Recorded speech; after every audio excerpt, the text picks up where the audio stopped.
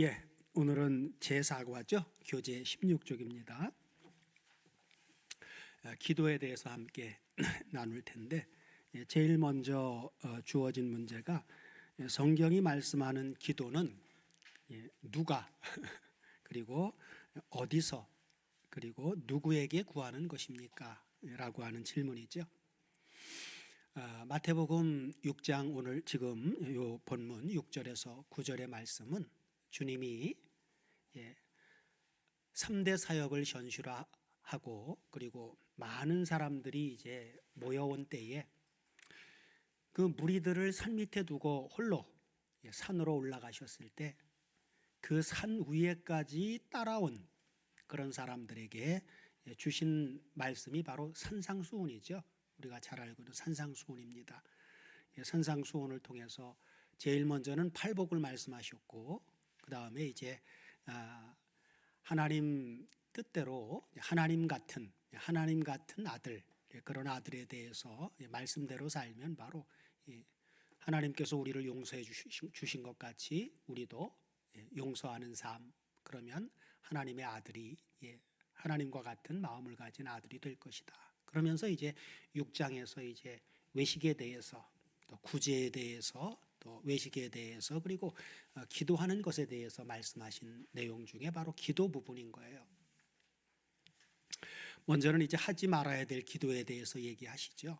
외식하는 자들처럼 너희들은 기도하지 말아라. 그들은 큰 거리 여기 서서 또는 뭐 회당과 이런 많은 사람들이 모여 있는 자리에 서서 기도를 하기를 좋아하는데 말을 많이 해야 들으실 줄 알고 또 중언부언하고 또 기도도 그냥 미사여구를 써가지고 아주 멋지게 기도하고.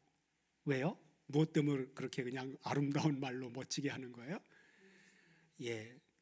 보이는 대상이 하나님 앞에 보이는 것이라면 뭐 책망할 게 없겠죠. 문제는 그들 중심이 사람에게 보이고자 하는 동기에서 그렇게 한다라고 하는데 외식이 들어가는 거예요. 그러나 주님은 제자들한테 기도에 대해서 얘기할 때 뭐라고요? 너는 기도할 때 큰 거리나 이런 공중압 그런 게 먼저가 아니라 내 골방에 들어가래요. 내 골방에 들어가. 그리고 문을 닫아요. 골방에 들어가서 문을 닫으면 거기는 누구만 있습니까? 외적으로 볼 땐 나 혼자 있는 거예요.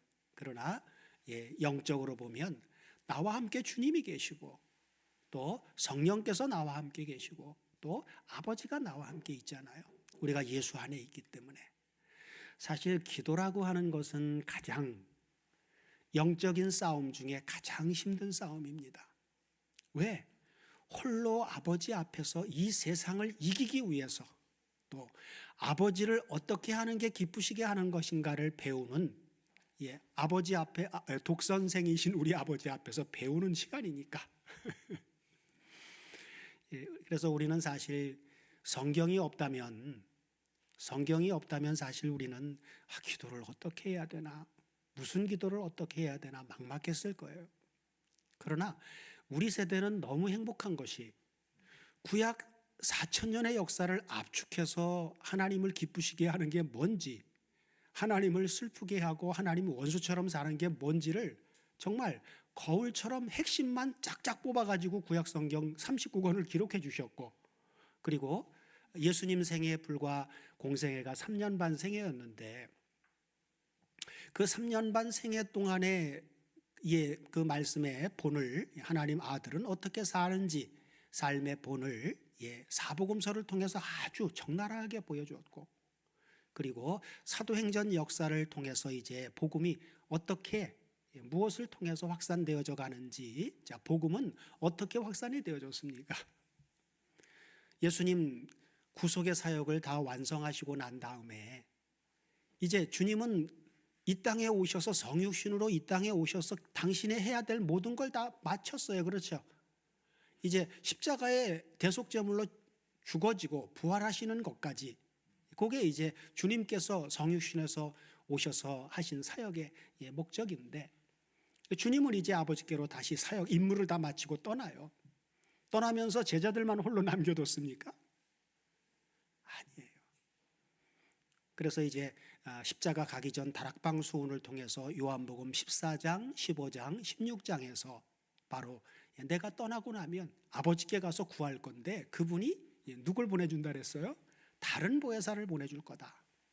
그러면서 이제 성령 하나님을 보내주실 약속을 십자가 전에 미리 제자들에게 해놓고, 그리고 그 십자가로 갔을 때 제자들은 그렇게 배웠음에도 불구하고 어땠습니까?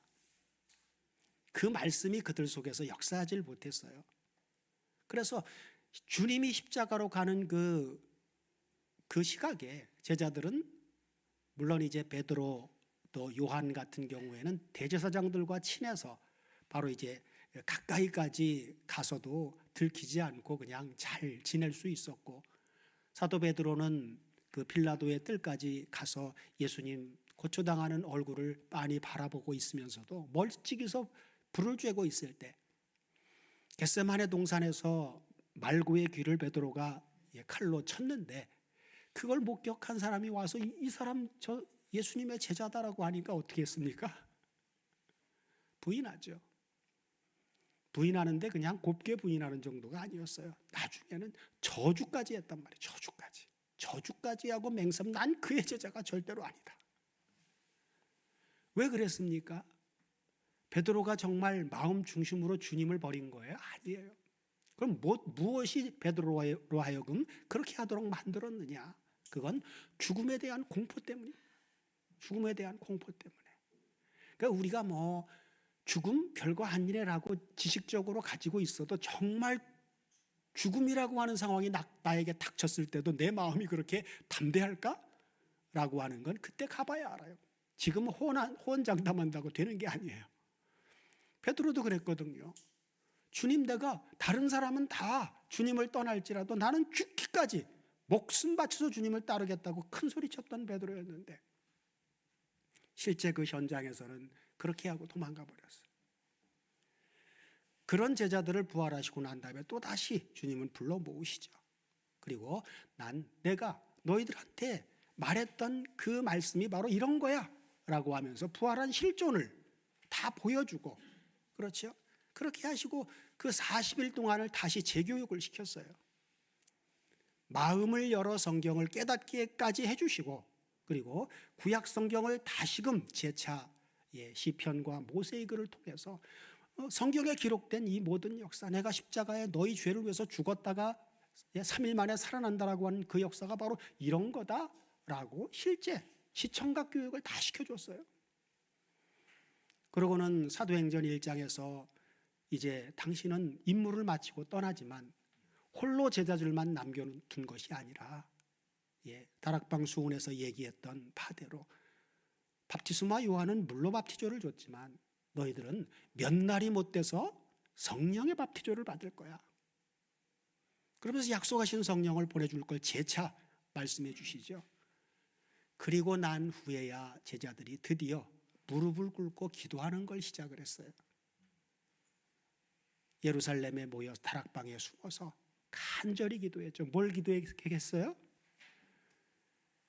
세상에서 잘 먹고 잘 살게 해달라고요? 뭐 대형 교회 만들어서 해달라고요? 하나님의 약속한 성령을 우리에게 주십시오. 약속한 성령을 주십시오. 그래야만 우리가 죽음까지도 불사하는 그러한 증인의 사역을 감당해 갈 수가 있습니다. 왜? 그 이전에 이미 다 자기 신념과 자기의 열심 충성 가지고 안 된다라고 하는 것을 절박하게 다 경험을 했으니까. 주님은 성령을 약속하면서 뭐라고 했습니까? 오직 성령이 너희에게 임하시면 너희가 권능을 받고 예루살렘과 온 유대와 사마리아와 땅 끝까지 이르러 내 증인이 되리라고 말씀해요. 정말 죽음 앞에서 무기력한 그런 경험을 절실하게 하고는 그렇구나. 성령의 역사가 아니면 내가 이걸 감당할 수 없구나라고 하는 것을 절박하게 깨달았을 때 그들은 모여서 기도하기 시작했어요. 전심으로 아버지 약속하신 성령을 보내주시옵소서. 오순절에 그런 그들의 간절한 기도에 의해서 성령이 부어졌죠. 그리고 나니까 그들의 삶이 어떻게 됐습니까? 그 나약했던 그들이 성령의 능력에 의해서 충만함을 받고 담대히 복음을 전하기 시작하죠. 그래서 사도행전을 우리가 성령행전이라고 얘기를 하는 거예요. 우리가 기도라고 하는 게 왜 중요하냐? 하나님은 우리 마음의 본심을 보려고 하는 겁니다. 네가 정말 뭘 원하느냐? 내가 너에게 뭘 해주기를 원하느냐? 그죠? 과거에는 그냥 일상생활에 매여서 이런 것만 좀 이렇게 하나님이 해결해 주시면 내가 하나님을 위해서 뭔가를 할 것 같은데 안 해주시거든요. 왜? 기도의 우선순위가 바뀌었기 때문에 그래요. 하나님 나라를 위해서, 하나님을 위해서 구하는 게 아니라 나를 위해서 계속 구하고 있거든요. 하나님 이것 좀 해결해 주세요. 이거 해결해 주면 내가 하나님 나라 위해서 살게요. 그렇게 기도해서 해결해 주면 그렇게 살 것 같습니까? 절대로 그렇지 않습니다. 수많은 그리스도인들이 그런 기도를 하다가 응답해 줬지만 결국 그렇게 살지를 못한 신앙 고백들을 많이 합니다. 오늘 마태복음 6장의 9절을 제가 이제 기도라고 하는 내용을 이제 검토를 하면서 나누려고 하다가 주중에 이렇게 기도를 하면서 이게 요 교재를 먼저 나가기 전에 주님이 어떤 기도의 삶을 우리한테 본을 보여주셨는지를 먼저 좀 나누는 게 좋겠다 싶어가지고 사복음서를 통해서 주님이 어떤 기도의 본을 보이면서 살았는지를 좀 나누고 싶어가지고 주중에 좀 준비를 했는데 오늘은 그거를 좀 나누고 그리고 이제 다음 시간에 교재를 나가도록 할게요. 자, 주님의 공생애는 무엇으로부터 시작을 했습니까? 주님의 공생애는 제일 시작점이 뭐부터 시작을 했어요? 자, 누가복음 3장 21절을 보면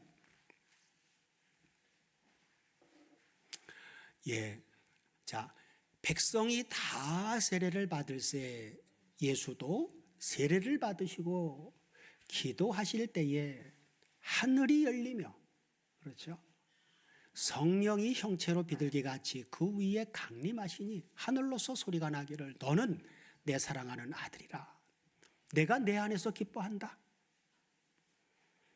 이런 공식적인 하나님의 선포가 최초로 주어지는 시작이었습니다.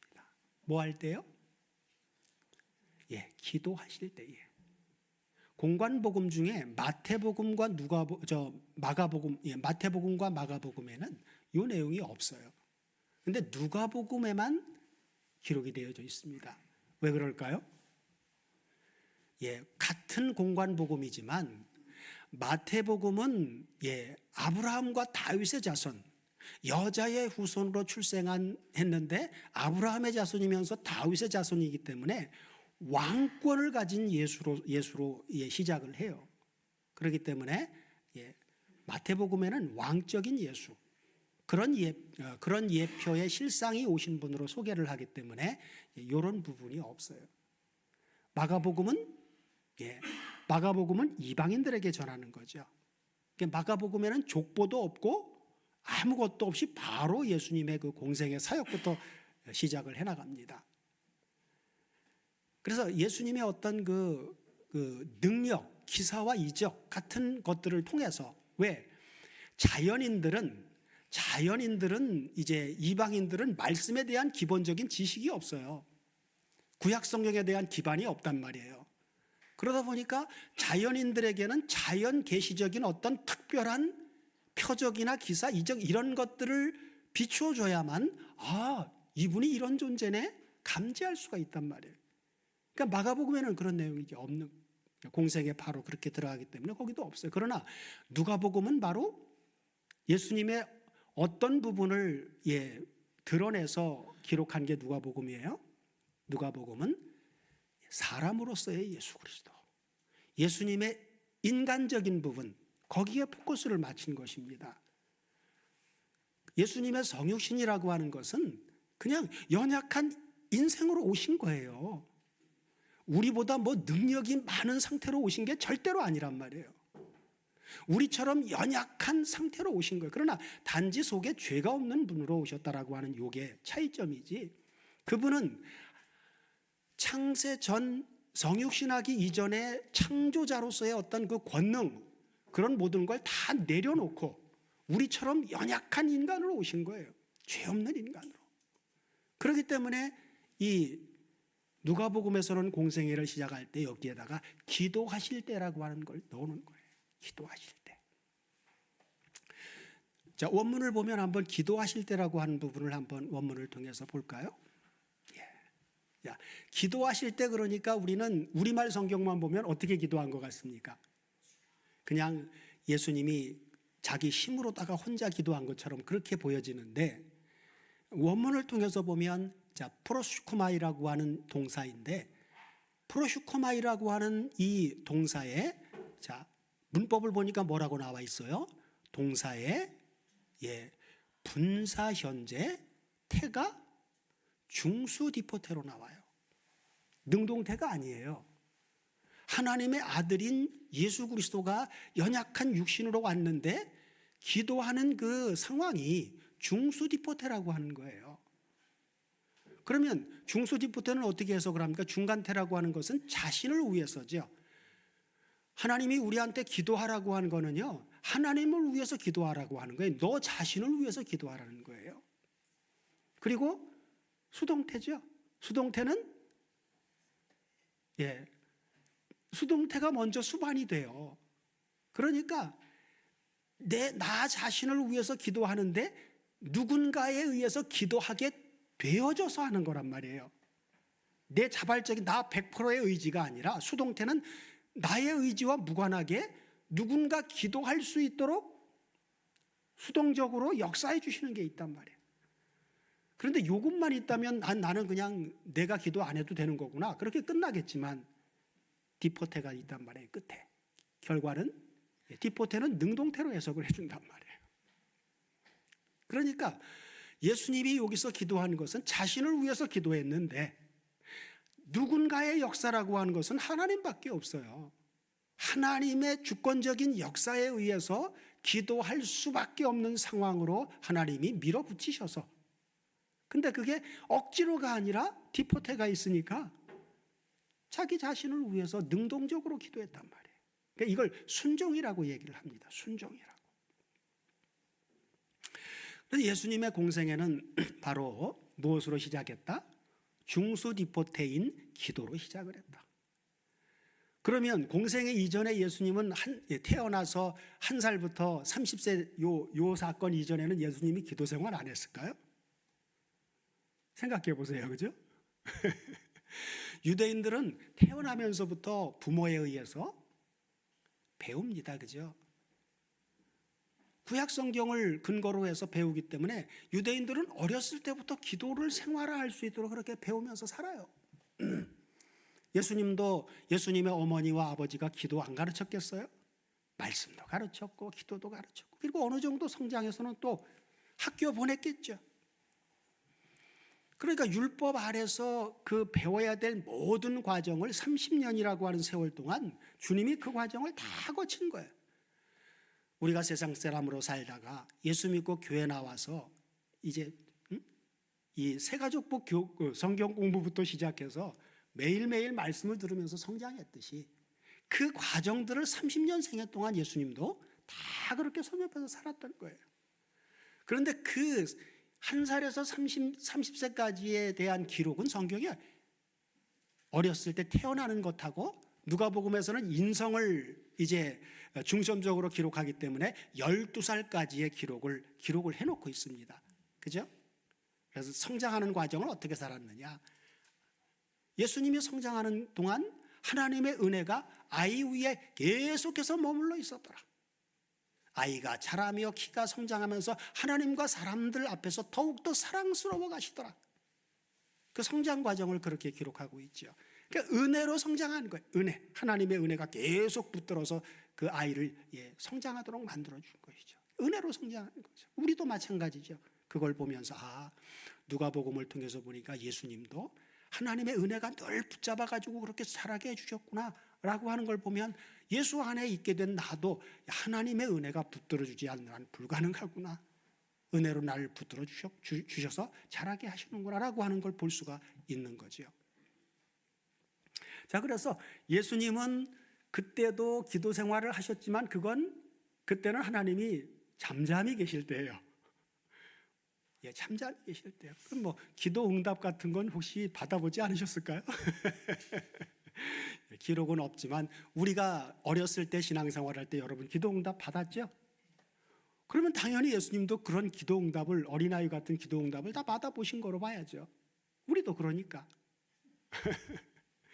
그러나 이제 예수님의 공생애, 여기서부터는 이제 아버지와 의사소통이 공식적으로 되어지는 시점인 겁니다. 우리는 지금 여기까지 자라가는 과정에 있다고 볼 수 있겠죠. 공생애라고 하는 것, 그죠? 자, 이제 공생애를 뭐로 시작을 했다? 중요한 건 기도로 시작을 했다. 그러나 기도가 그냥 내의지적인 그런 기도가 아니라 중수지포태의 기도다. 이걸 유념해 하셔야 돼요. 자, 이렇게 공생애를 시작하신 주님은 이제 공생애를 시작하시면서도 뭐 하루로 공생애가 끝나는 게 아니잖아요. 3년 반이라고 하는 세월을 살았는데, 그러면 하루 24시간을 이제 한 날 한 날을 살아내셨는데, 주님도 우리처럼 이제 오늘 주일 예배 마치고 저녁에 가서 자면 아침에 또 일어날 거 아니에요. 그렇죠? 하루를 시작한단 말이에요. 그럼 주님은 공생애 시작하시면서 하루의 시작을 무엇으로 시작하셨느냐 그 말이에요. 자, 마가복음 1장 35절을 보면 자, 새벽 오히려 미명에 예수께서 일어나 나가 한적한 곳으로 가사 거기서 기도하시더니, 새벽 미명이면 하루를 시작하는 때 일어나신 거죠. 그래서 하루 시작을 뭐로 시작을 했다? 기도로. 그렇죠. 그래서 자, 여기 기도하시더니도 한번 원문 볼까요? 여기 기도하시더니는 원문을 보면 여기도 프로슈케라고 하는 단어인데, 여기는 동사의 직설법 미완료 능동태로 나와요. 그러니까 새벽 미명에 일어나서 그냥 짧은 시간이 아니라, 그렇죠? 계속 기도하고 계셨단 말이에요. 미완료태를 영원으로도 해석하기도 합니다. 요한복음 1장 1절 같은 경우에는 태초에 말씀이 계시니라 할 때 그 계시니라가 동사의 직설법 미완료태를 쓰고 있거든요. 그럼 말씀이 계신 영원전으로 보면 영원이죠. 그죠? 그러니까 공생애가 시작된 이 시점부터는 영원전에 그렇게 기도하셨던 것처럼, 그죠? 아버지와 늘 시작도 그렇지만 하루 살아내는 동안 계속된 소통을 통해서 살았다 그 말이에요. 하나님과 교통이 계속 이루어지는 삶이었다 그 말이죠. 그러니까 하루 시작을 눈 뜨고 일어나면 기도부터 시작을 하셨다는 거.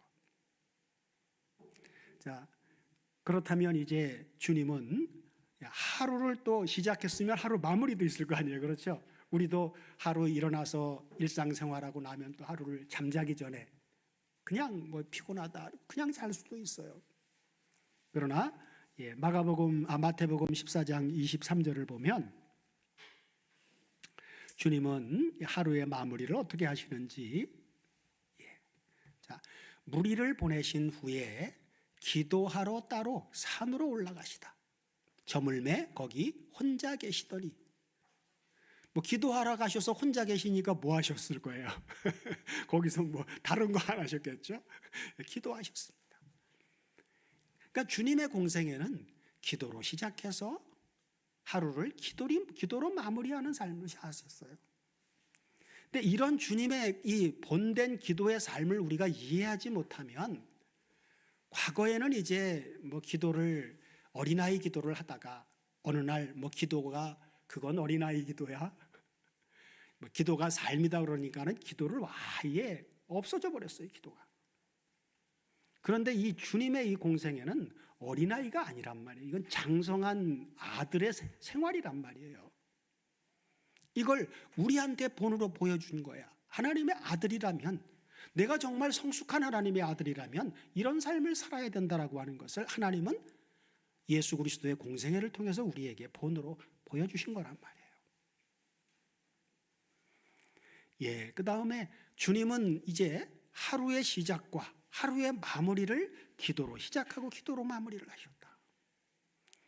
그런데 주님의 생애는 보면, 예, 주님의 사역을 보면 기도의 사역도 있지만 기도의 사역만 있는 거 아니에요. 기도의 사역은 아버지와 단둘이의 관계에서 이루어지는 일이에요. 그러나 그런 삶으로 표면적으로 또 삶으로 나타나는 사역은 주님은 뭐 오늘날 우리처럼 세상 일을 하는 건 안 하셨으니까 복음 전하는 이제 어떤 사역만 하셨기 때문에 그런 면에서 주님의 하루의 생애는 기도로 시작을 해서 기도가 끝나고 나면 이제 나가서 아버지와의 관계성 속에서 얻은 영과 생명의 말씀으로 충만히 채워진 이걸 가지고 나가서 나눠주는 일을 하신단 말이에요.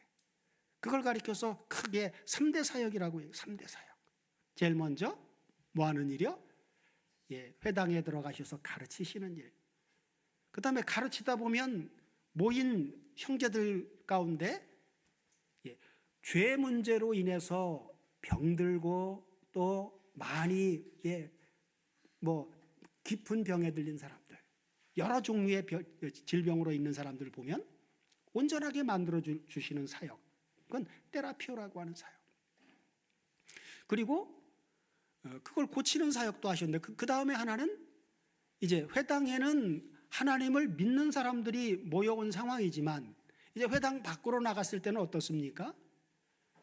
거기에는 하나님을 옳게 믿지 않는 사람들도 많이 있어요. 그리고 예수님을 대적하는 사람들도 무수히 따라다닌단 말이에요. 그러면 그럴 땐 어떤 사역을 합니까? 그때는 선포하는 사역이에요. 일방적인 선포예요. 천국이 가까웠다, 회개하고 믿어라. 그건 일방적인 선포란 말이에요. 이건 케리소라고 하는 사역. 그래서 예수님의 사역은 디다스코, 가르치는 사역, 케리소, 전파하는 사역, 그 다음에 가르치고 전파할 때 온 사람들 중에 예수님이 어떤 존재라고 하는 걸, 하나님의 아들의 존재라고 하는 것을 증명하기 위해서 완악한 사람들에게 증거로 보여주기 위해서 테라피오, 고치시는 사역, 소경의 눈을 뜨게 하고 앉은 병이를 일으키고 이런 사역들을 하신다. 이 3대 사역. 그러면 예수님의 사역은 대제사장적으로 아버지 앞에 나가서 하는 사역은 기도의 사역이 있고, 이건 사람들이 몰라요. 예수님이 무슨 기도를 하는지 제자들조차도 모릅니다. 왜? 예수님은 항상 기도할 때마다 합심 기도를 한 적이 없어요. 홀로 따로 떨어져서 홀로 기도하셨단 말이에요. 이 골방 기도의 본을 보여주신 거예요. 그러면 예수님의 사역은 기도의 사역이 있고, 가르치는 사역이 있고, 전파하는 사역이 있고, 그 다음에 고치는 사역이 있는데, 그럼 예수님의 사역, 이 4가지 사역 중에 예수님은 어떤 사역을 가장 우선순위에 두고 사셨는가? 라고 하는 걸 생각해야 되겠죠. 그래야만 우리도 내 신앙생활의 영역 가운데 내가 어떤 걸 우선순위에 두고 살아야 하는지를 알게 되니까. 그래서 주님의 사역이 이제 마태복음 9장 35절 이하를 먼저 보시면 3대 사역, 드러난 사역이죠. 예수께서 모든 성과 촌에 두루 다니사 저희 회당에서 가르치시며 천국 복음을 전파하시며 모든 병과 모든 약한 것을 고치시니라. 이러면서 제자들의 무리를 보시고 민망히 여기시니, 그렇죠. 그러면서 이는 저희가 먹자 없는 양과 같이 고생하며 유리함이라. 그러고는 이제 다음 절 제자들에게 얘기하죠. 그러므로 이에 제자들에게 이르시되 추수할 것은 많은데 일꾼이 적다. 왜? 예수님 혼자 하려니까. 그러니까 그러므로 추수하는 주인에게 청해서 추수할 일꾼들을 보내어 주소서 하고 기도하라 그래요. 이게 제자들에게 먼저 기도하라고 한 것. 물론 마태복음 6장에서 이제 골방기도, 주기도도 있지만 바로 제자들에게 한 이 기도는 어떤 기도입니까? 이건 나 자신을 위한 기도가 아니에요. 예수님을 따르는 제자들은 제사장적인 그러한 삶을 살아야 될 제자들이란 말이에요. 그러니까 여기서 말하는 기도하라고 하는 이 기도자는 복음의 제사장으로서 너희들은 이런 기도를 해야 된다라고 말해주고 있는 거예요. 하나님은 기도하라고 했어요. 그런데 안 하고 있어. 그러면 그건 뭡니까? 직무유기예요. 그죠? 직무유기죠. 하나님이 하라고 했으면 해야죠. 왜 안 합니까? 복음의 제사장들은 복음을 전하는 삶을 살려면 복음을 전해야 될 대상이 있어야 되잖아요. 그러니까 그 대상은 바로 나처럼 같이 추수하는 일꾼으로서 복음의 제사장으로서의 삶을 살 사람들을 아버지가 보내주셔야만 오니까 그걸 안다면 구하지 않고는 못 베기죠. 구하지도 않으면서 열매를 바란다라고 하는 것은 그건 자기가 찾으려고 하는 생각입니다. 자기 생각이에요. 정말 열매를 맺고 싶다면 아버지 보내달라고 기도해야 돼요. 먼저. 예전에 한번 그런 예를 드린 적이 있을 거예요. 우리가 이제 내비게이터 선교회라고 하는 곳에서 훈련 받을 때 그 창시자인 도슨이라고 하는 사람이 이제 어느 날 그 형제 하나를 데리고 이렇게 이제 교제를 하고 있을 때 이제 그 형제가 교제하고 있는데 한 경관이 와가지고선 이제 밤에 그 가로등 불빛 아래서 남자 둘이 얘기를 하고 있으니까 좀 수상하다 생각했는지 와가지고선 이제 그 경관이 이렇게 검색을 이렇게 하는데 손에 이제 성경책을 들고 있거든요. 그러니까 이게 하나님 믿는 사람들인가 보다. 그러고는 이제 한마디 던지기를 나도 옛날에는 교회 생활을 잘했다고 그러면서 이제 가려고 하더래. 그래가지고 이제 도순이 형제가 불러가지고 왜 그런데 지금은 교회를 안 나가십니까? 그랬더니 나름대로 여러 가지 막 핑계를 댈 거 아니에요. 그때마다 말씀을 찾아가지고 거기에 합당한 말을 해서 그렇게 대답을 쫙 해주는데 그렇게 이제 몇 분 이렇게 그 경관하고 대화를 하다가 경관은 그냥 알았다고 그러면서 그냥 가버렸어요. 그 사람이 그걸 통해서 결신을 한다든가 그런 일은 없었어요. 근데 옆에서 교제하던 형제가 이 도슨이라고 하는 이 형제가 그 경관하고 대화를 할 때 말씀을 가지고 핑계거리에 대한 걸 아주 정확하게 제시를 해주는 걸 보고 도전을 받은 거예요. 그래서 이제 도순이 형제한테 그러는 형제님 하는 그걸 나도 좀 하고 싶다. 나한테도 좀 가르쳐줘라. 그랬더니 도순 형제가 이제 그 형제의 마음을 떠보려고 내가 그걸 배우기 위해서는 자기의 이 오른팔 하나라도 잘라서 내가 바칠 수 있다. 그렇게 이제 아주 자기의 그 작심한 말을 하더래요. 이제 웃으면서 형제님, 이 일은 형제님 오른팔 하나 바쳐가지고 되는 일이 아닙니다. 형제의 전부를 바쳐야만 할 수 있는 일입니다. 그러면서 이제 그 형제를 그렇게 양육하는 일을 시작을 하면서 이 형제가 어느 정도 이제 말씀으로 배워서 이제 자기가 일하고 있는 해군 이제 군함이었는데 가서 이제 자기하고 같이 일할 사람을 찾아보는데 교회를 다니는 사람은 많은데 그 일에 동참해서 함께 복음 전하는 그 제자 훈련을 시키는 그런 사역을 할 사람 같이 좀 하자고 요청을 했더니 한 사람도 없더라는 거예요. 그래가지고 한날은 도순 앞에 와서 이제 낙심이 돼가지고 형제님, 제가 우리 배에 이제 임하는 사람들이 있는데 한 사람이라도 좀 같이 이 사역에 동참해달라고 초청을 했는데 한 사람도 응답치 않아.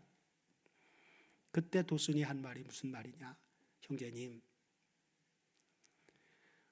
가서 그들한테 이야기하기 전에 먼저 형제님과 같은 마음으로 이 사역을 할 사람을 보내달라고 아버지 앞에 기도하십시오. 그래 며칠 지나가지고 한 사람을 데리고 왔더라는 거예요. 바로 그런 이야기인 거예요. 주님이 추수할 일꾼들을 보내달라고 기도하라.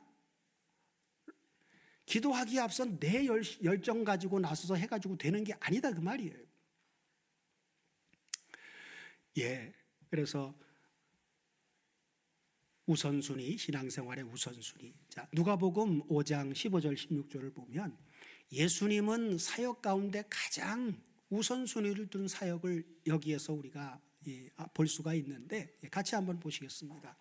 예수의 소문이 더욱 퍼짐에 허다한 무리가 말씀도 듣고 자기 병도 나음을 얻고자 하여 모여오되, 그렇죠. 예수님의 사역이 막 병 고치는 사역이 활성화되고 막 그러니까 그 소문이 막 퍼져가지고 허다한 무리가 왔는데 뭐하러 왔다고요? 말씀도 듣고, 말씀만 듣고가 아니라 말씀도 듣고, 그죠? 그리고 자기 병도 나음을 얻고자 하여 모여왔어요. 허다한 무리가. 그런데 아니, 병 고치는 사역이 우선순위에 있었다면 고쳐줘야죠. 그렇죠? 그런데 예수는 물러가사 한적한 곳에 가서 기도하시니라 그런다. 그러면 예수님의 사역 중에 가장 우선순위에 둔 사역은 무슨 사역이에요?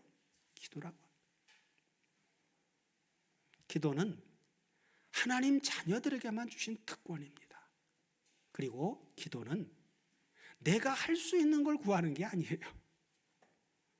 우리가 열심히 해서 할 수 있는 건 열심히 해서 그건 해결이 되는 거잖아요. 하나님만이 하실 수 있는 것, 하나님이 하시고자 하는 것, 그걸 그 일에 내가 동참해서 하게 해달라고 하는 게 기도단 말이에요. 근데 세상 사람들은 종교 생활을 하는 게 내가 막 하다 안 되면 뭐 능력이 많은 신을 찾아가는데 뭘 하기 위해서 찾아가요? 내가 원하는 거 해달라고. 그게 육신의 종교죠. 사탄의 미혹 가운데서 만들어진 기도의 형태들입니다. 그러나 성경은 그렇지 않아요. 하나님이 하라고 한 것. 자, 에스겔서 36장 37절을 보면 더 선명합니다. 구약에도 분명하게 이렇게 얘기를 해놓고 있어요. 자, 나주 여호와가 36절 먼저 볼게요. 예, 자, 너희 사면에 남은 이방 사람이 나 여호와가 무너진 곳을 건축하며 황무한 자리에 심은 줄을 알리라. 나 여호와가 말하였으니 반드시 그렇게 이루어질 것이다. 하나님이 말씀하면 그대로 이루어지는 거잖아요. 자, 그런데 다음 절 잘 보셔야 돼요. 자, 나주 여호와가 말하노라. 내가 그렇게 다 한다고 하고 약속했고 내가 그렇게 할 건데, 그래도 내가 그렇게 한다고 해도 이스라엘 족속이 이와 같이 자기들에게 이루어 주기를 내게 뭐 해야 된다고요? 예, 기도해야 된다. 기도의 중요성이 여기에 있는 겁니다.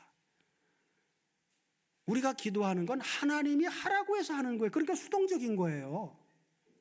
하나님이 하라고 했는데 안 하는 건 그건 자기 생각으로 안 하는 것입니다. 그리고 여기에 나와 있듯이 하나님이 다 이루겠다고 하신 것, 그건 바로 뭐예요? 다음 절 보면 뭐라고 나옵니까? 예, 그래서 이같이 이루어 주기를 내게 구하여야 할지라 그러면서 내가 그들의 인수로 양떼같이 많아지게 하되 제사드릴 양떼 곧 예루살렘 정한 절기의 양떼같이 황폐한 성읍에 사람의 떼로 채우리라. 그리한즉 그들이 나를 여호와인 줄 알리라. 그래서 예수님도 추수할 것은 많은데 일꾼이 적으니 너희들은 추수하는 주인에게 청해서 추수할 일꾼들을 보내달라고 기도해라. 하나님이 구하라고 한 걸 예수님도 그렇게 똑같이 얘기하신 거예요. 예수님 그런 삶을 사셨고, 그래서 예수님의 생애 가운데 가장 우선순위는 뭐다? 기도다. 하나님과 원수되었던 우리를 예수 안에서 구속의 은총으로 화목하게 해주셨어요. 화목하다라는 건 뭡니까? 화목한 과정은 어떤 게 화목한 거예요? 의사소통이 잘 돼야 화목한 거죠. 화목하지 않으면 의사소통이 안 됩니다. 그냥 따로따로. 그리스도의 구속으로 말미암아 예수 안에서 하나님이 예수 안에 우리보다 먼저 영원부터 계셨다가 예수 밖에 있는 우리를 그분 안으로 불러들이신 거예요. 그러면 예수 안에서 가장 먼저 화목해야 될 게 아버지하고 나하고 사이가 화목해야죠. 그건 뭘 통해서 화목이 확인된다? 기도를 통해서. 여자분들은 보면은 대화가 참 잘 되는데 만나도 대화거리가 많아요. 그죠? 왜 그렇습니까? 매일 대화를 하니까 그런 거예요. 매일 대화를 하니까. 한참 대화를 안 하다가 어쩌다 만나면 대화가 됩니까? 안 됩니까? 어색하죠? 이상하죠? 기도는요, 하나님하고 대화하는 거예요. 그런데 하나님하고 대화하다 보면 내 뜻을 자꾸 버리게 되죠. 그죠? 그러니까 아버지, 우리가 아버지 앞에 기도하는 아버지의 뜻이 뭡니까? 왜 나를 만드셨죠? 나를 구속해 주셨는데 지금 내 상태를 보면 아직도 말씀이 제대로 분별되는 것도 아닌 것 같고 분명히 하나님 말씀대로 못 사는 것 같은데 어떻게 사는 게 하나님 말씀대로 사는 건지 아주 좀 막막할 때가 많아요. 어떻게 사는 게 그렇게 사는 건지 좀 가르쳐 주십시오. 그리고 그렇게 기도했으면 경청해야죠. 내 할 말만 다 해놓고 끝내버리고 가버리면 하나님 지금 대답해 주려고 하는데 대답해 줄 시간을 드려야죠. 그러면 그 대답을 들으려면 그냥 맥 놓고 기다리는 게 아니라 성경에 이미 다 하나님은 대답을 해 주셨으니까 성경에 눈을 들어서 하나님 말씀을 확인을 해야죠. 그래서 말씀과 기도. 그렇죠? 예. 그래서 주님의 제자들에게 주님은 이제 그렇게 기도로 하루를 시작하고 공생애도 기도로 시작을 했고 하루를 기도로 마무리도 기도로 그리고 사역도 중요하지만 기도의 사역을 가장 우선순위에 두고 사셨다. 자, 그리고 주님은 그렇게 사셨던 주님은 제자들에게 기도할 때 어떤 마음으로 기도하라고 가르쳤는지 마가복음 11장 20절 이하를 같이 보시면 예, 마가복음 11장 20절이요. 예, 자, 저희가 아침에 지나갈 때에 무화과 나무가 뿌리로부터 마른 것을 보고 베드로가 생각이 나서 여짜오되 라삐요 보소서 저주하신 무화과 나무가 말랐나이다. 예. 그랬더니 뭐라고요? 예수님 대답하시죠. 저희에게 이르시되 하나님을 믿어라. 하나님을 믿어라. 그러면 예수님이 무화과 나무를 저주한 것은 예수님 자기 생각으로 한 게 아니죠. 하나님하고 기록은 없지만 대화를 하신 거예요. 하나님이 무화과 나무를 저주해라고 하니까 저주하신 거란 말이에요. 그럼 주님이 어떻게 그 저주하는 거예요? 하나님을 믿고 저주한 거예요. 그러니까 하나님을 믿으라 그러시죠. 그러면서 23절 뭐라고요? 내가 진실로 너희에게 이르노니 누구든지 이 산더러 들리어 바다에 던지오라 하며 그 말하는 것이 이룰 줄로 믿고 그렇죠. 믿고 그리고 마음에 의심치 아니하면 그대로 될 거다. 어떤 마음으로요? 믿는 마음으로. 믿음의 기도가 중요하다 그 말이에요. 믿음의 기도. 기도하면서도 이거 들어주실까 말까? 이게 안 들어주실 거야. 그러면서 기도하면 그건 믿음의 기도가 아니죠. 그러니까 기도할 때는 항상 뭘 근거로 해서 기도하라고요? 약속의 말씀을 붙잡고 기도하라. 약속의 말씀을. 그래서 이제 24절 뭐라고요? 자, 그러므로 내가 너희에게 말하노니 무엇이든지 기도하고 구하는 것은 받은 줄로 믿으라 그래요. 왜? 하나님하고 소통해서 하나님의 약속대로 구했는데 하나님 안 해주실 거라고요? 그건 하나님을 믿는 게 아니죠. 하나님은 성실하신 분입니다. 하나님의 약속은 그냥 약속하신 거예요? 하나님, 너 내가 이거 해줄게. 그리고 안 해주실 수 있을 것처럼 약속하신 거예요? 아니란 말이에요. 성경을 통해서 하나님이 우리에게 주신 약속은 자기보다 큰 존재가 없어서 당신의 이름을 걸고 그리고 거기에다가 맹세로 약속하신 거란 말이에요. 하나님 약속대로 안 이루어지면 그분이 신용이 떨어져 버려요. 그러니까 무엇이든지 구하는 것은 할 때 이 무엇이든지가 내가 구하고 싶은 무엇이든지가 아니란 말이에요. 하나님이 약속하신 것이라면 무엇이든지 이런 기준 속에서 봐야 된단 말이에요. 그 요한복음 15장에서 다락방 수훈 예수님이 얘기하잖아요. 나는 포도나무고 너희는 가지다.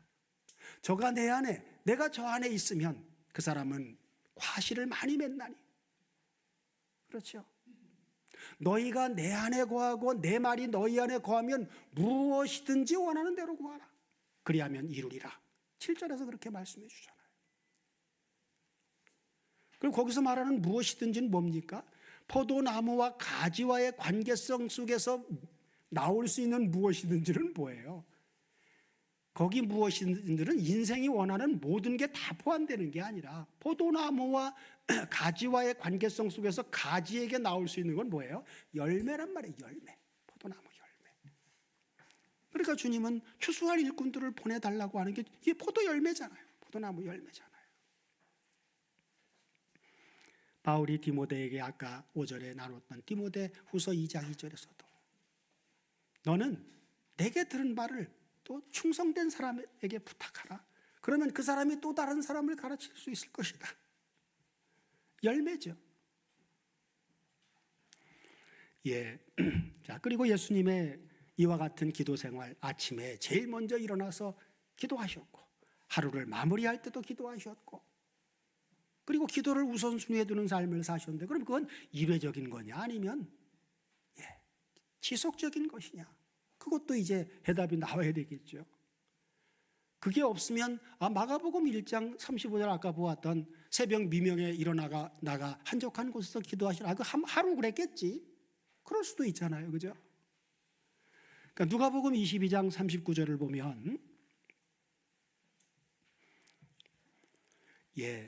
자, 예수께서 나가사 습관을 쫓아 감람산에 가심에 제자들도 쫓았더니 그래요. 습관을 쫓아라고 하는 건 뭡니까? 생활화되어 있단 말이에요. 생활화. 그죠? 한두 번이 아니라 계속 그렇게 하셨단 말이에요. 반복적으로. 습관이죠. 우리 신앙생활도 이 습관이 잘못되면 잘못된 쪽으로 습관이 들면 그릇된 신앙생활이 나와요. 그러나 좋은 쪽으로 습관이 되면 반드시 성숙한 신앙생활로 연결이 되어집니다.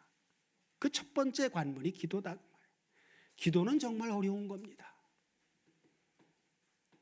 우리가 분쟁이 일어나면서 새로 배운 게 무릎 꿇는 걸 배웠다. 그런데 그 기도가 절대로 쉬운 게 아니에요. 무릎 꿇고 있으면 5만 가지 생각이 머릿속에 왔다 갔다 합니다. 무엇을 원하시나? 뭘 기도해야 되나? 처음에는 방황했어요. 그래서 방황하던 끝에 지혜를 주셔서 우리의 모델은 예수 안에 있는 최초의 사람 모델은 사도 바울인데 사도 바울은 어떤 기도를 어떻게 했을까? 바울 서신을 다시 연구를 하기 시작했어요. 그래서 그가 바울 서신에 기록된 성도들을 위해서 한 기도를 정리를 하기 시작을 했습니다. 그 다음부터는 그 기도를 하는 거예요. 다른 기도할 거 없잖아요. 바울이 성도들을 위해서 기도했던 기도들, 에베소서에 나온 기도, 빌립보서에 나온 기도, 골로새서에 나온 기도, 데살로니가 전후서에 나온 기도, 그래 아버지가 기뻐하시는 기도가 이거구나. 그때부터는 그 기도를 하고 있어요. 그래서 습관을 쫓아 주님은 기도가 생활화되어 있었다. 물론 살면서도 늘 복음 전하는 사역을 하면서도 아버지와 의사소통하죠.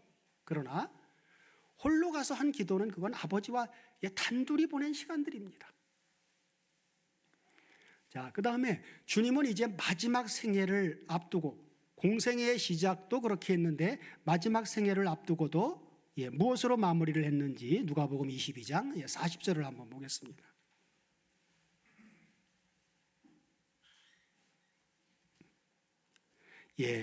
자, 그곳에 이르러 제자들에게 이르시되 바로 어디에 감람산이죠.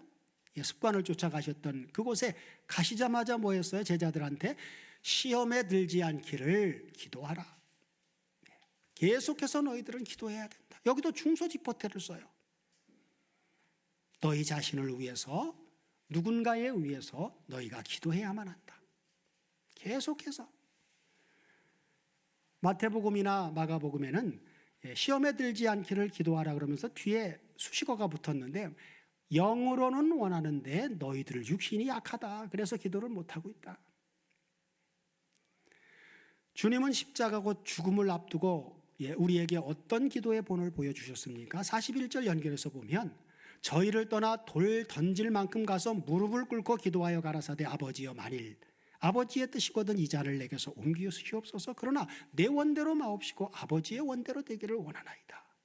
내 뜻을 포기하는 기도죠. 그때 천사가 하늘로부터 예수께 나타나 예수를 힘을 도와주고 있더라. 그러면서 예수께서 힘쓰고 애써 더욱 간절히 기도하시니 땀이 땅에 떨어지는 핏방울같이 되더라. 공생의 마지막에 이런 처절한 기도를 했단 말이에요. 이런 기도가 아니었다면 십자가를 어떻게 감당할 수 있었을까요? 예수님의 생애의 전부를 가리켜서 히브리서 기자는 히브리서 5장 7절에서 그는 육체에 계실 때에 자기를 죽음에서 능히 구원하실 이에게 심한 통곡과 눈물로 간구와 소원을 올렸고 그의 경외하심을 인하여 들으심을 얻었느니라. 그분은 이제 죽으시고 부활해서 승천해서 지금은 어디 계셔요? 하나님 보좌 우편에 계셔요. 그럼 지금은 그분은 뭐하고 계십니까? 거기서 놀고 계실까요? 로마서 8장 34절을 보면 누가 정죄하리요? 죽으실 뿐 아니라 다시 살아나신 이는 그리스도 예수시니 그는 하나님 우편에 계신 자요 우리를 위하여 지금도 계속해서 간구하시는 분이시다. 지금도 기도하고 계셔요. 우리를 위해서.